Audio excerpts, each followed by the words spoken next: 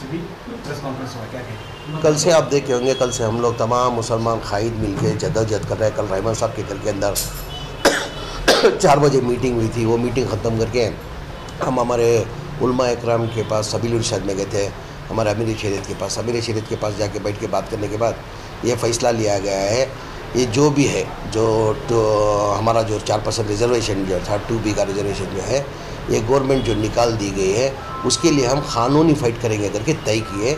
और अमीर शरीयत ने तमाम से एक आज़ीज़ाना गुजारिश भी किए हैं कि कोई भी प्रोटेस्ट नहीं करना, कोई भी रोड पे नहीं आना। हम जो भी लड़ाई है हम भाई क़ानूनी लड़ाई करके हम हमारा हक़ हासिल करेंगे करके कल ये फ़ैसला हुआ अमीर शरीयत के पास।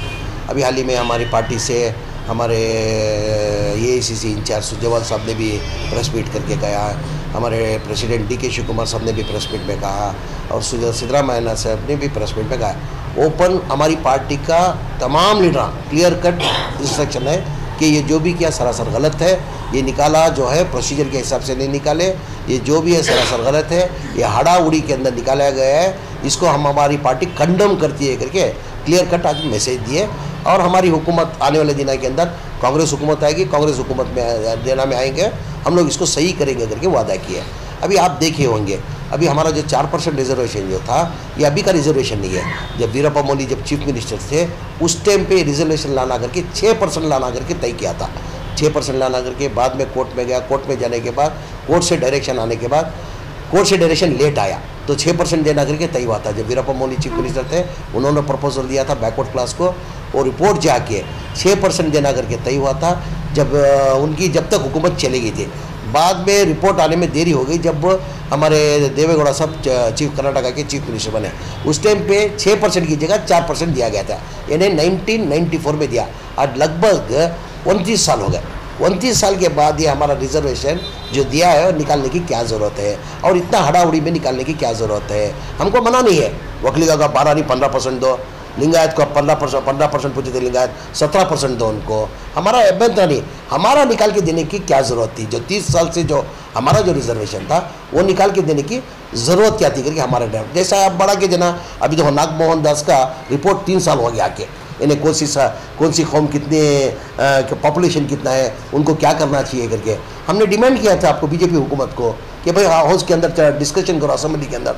अब डिस्कशन के लिए रेडी नहीं थे। अगर डिस्कशन करते हो टाइम पे पूरा दूध का दूध पानी का पानी मालूम होता था।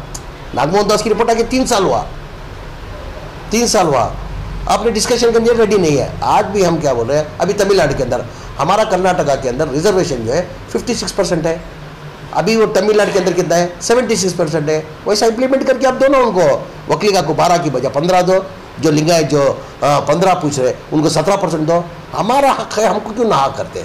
तो मैं 26% बोलता हूँ, ये प्रोसीजर के हिसाब से भी नहीं हुआ।